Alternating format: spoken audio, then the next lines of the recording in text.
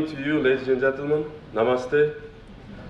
Nice to meet you all here in this wonderful studio, and it's a great privilege and honor for us to be present here today. I would like to thank all the previous speakers for briefly mentioning about Central Asia in general and Uzbekistan in particular. And for me, it was a good surprise on the part of Mr. Jitendra Joshi to inaugurate this wonderful website. I knew that we are inaugurating the Council, Business and Cultural Council, but I didn't know that website will be also launched, so it's a good surprise. And another good surprise is this magazine, where we have our pictures already. And so thank you so much. I would like to thank the organizers, and particularly Global India Investment Business Forum, for organizing this wonderful event, for bringing all these people here.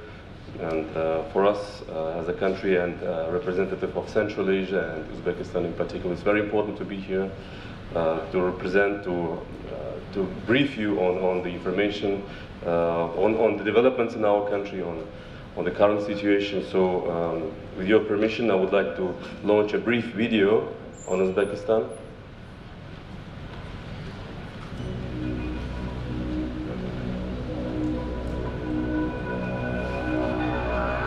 Maybe the lights off, possible.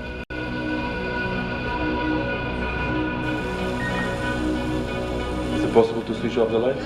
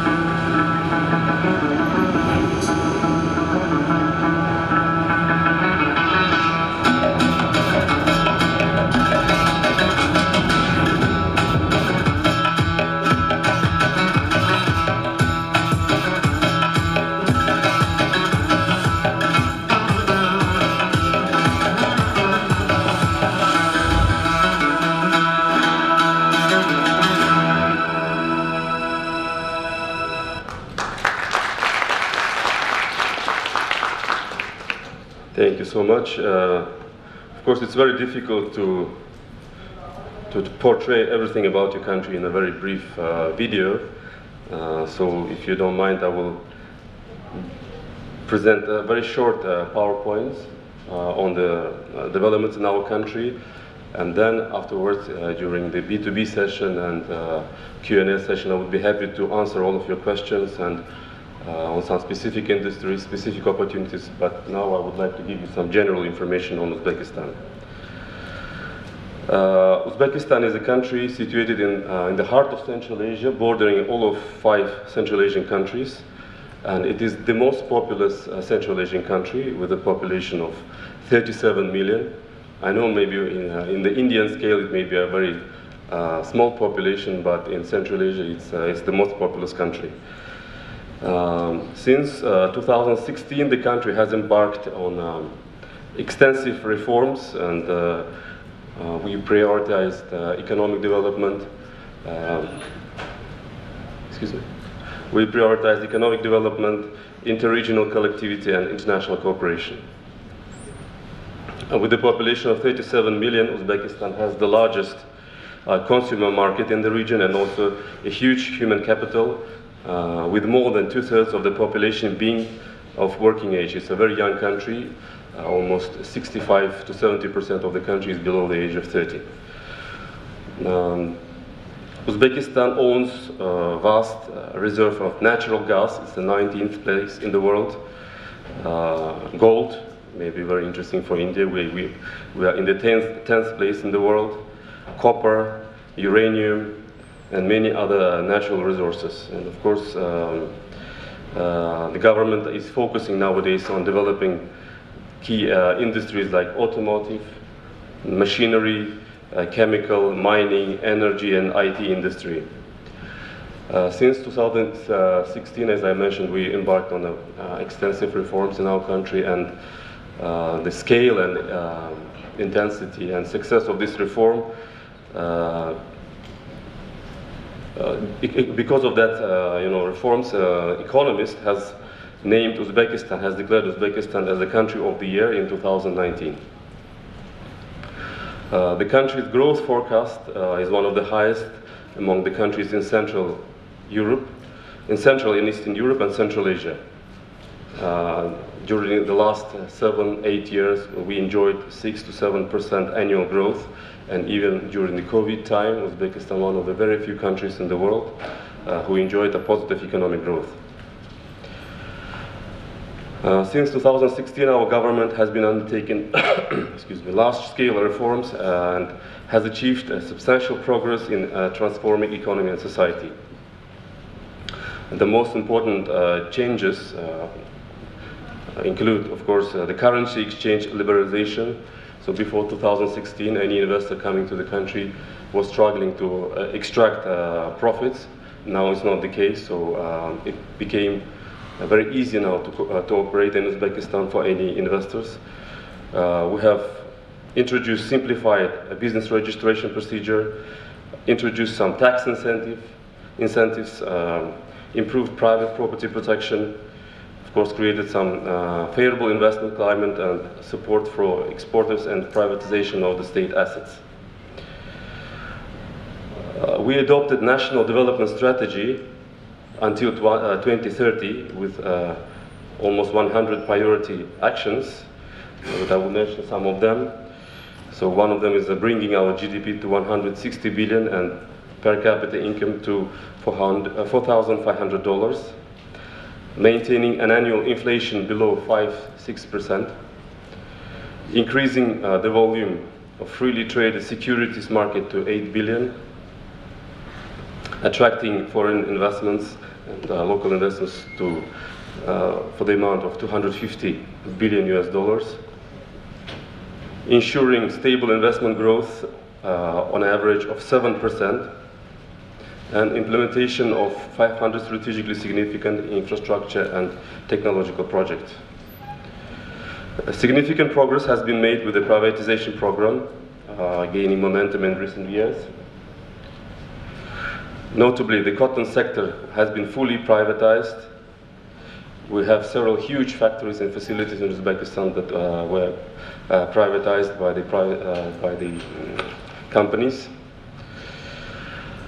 The government aims at reducing its share in the economy to 75% by the 2025, with the plans to privatize the largest 15 state-owned companies. Maybe some of them will be introduced to the IPOs. And Uzbekistan has set in motion an ambitious plan, as I mentioned, to overhaul its capital market infrastructure. Like previously, the financial market of Uzbekistan was largely closed to the foreign investor, and nowadays the access has been opened, and we try to promote special incentives and resolutions of the president to promote the capital market, improving of its infrastructure, stimulating and attracting investment to the capital market, and of course by simplifying the procedures for foreign investors. So in the result, in 2023, Uzbekistan has issued first ever green sovereign bonds worth 350 million on the London Stock Exchange. I would like also to mention the development of the legislative framework for the venture investment, which creates more transparent environment and makes the market more attractive for investors. The amount of venture transactions in Uzbekistan in the last year alone amounted to almost 10 billion, which twice as high as in 2023. Of course, Uzbekistan, being a young country, would like to invest in the startups, in fintech, and in some other areas. And for the Indian investors, it can become a very nice opportunities.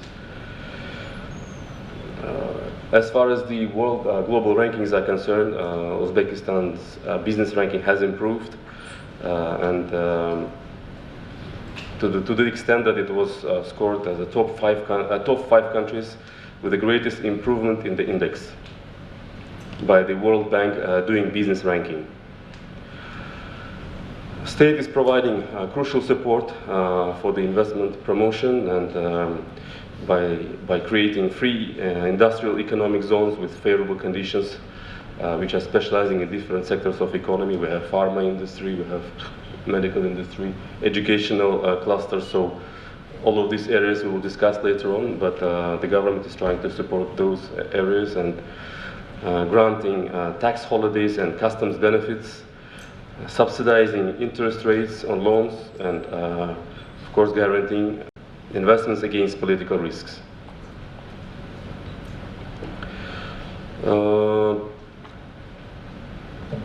Industry structure of foreign investments, it's like most of the investments are going to the oil and gas industry, almost 27%, chemical industry, 18%, mining, 12%, food industry, 8%, and textile industry, 8%.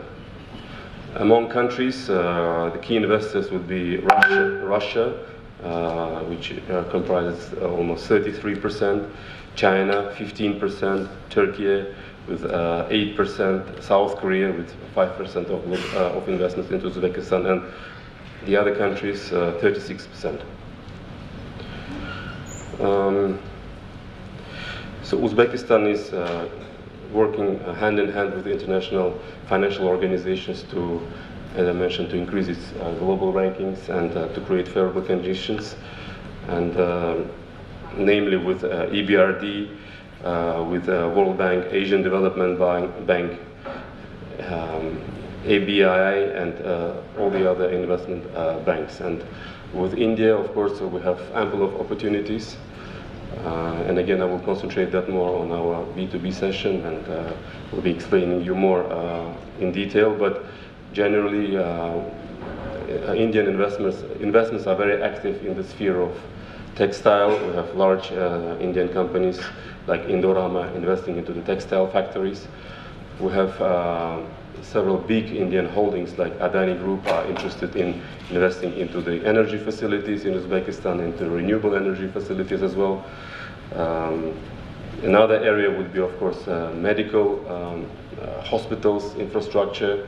We have several Indian hospitals opening their branches in Uzbekistan. Services, namely tourism, they are on the boom.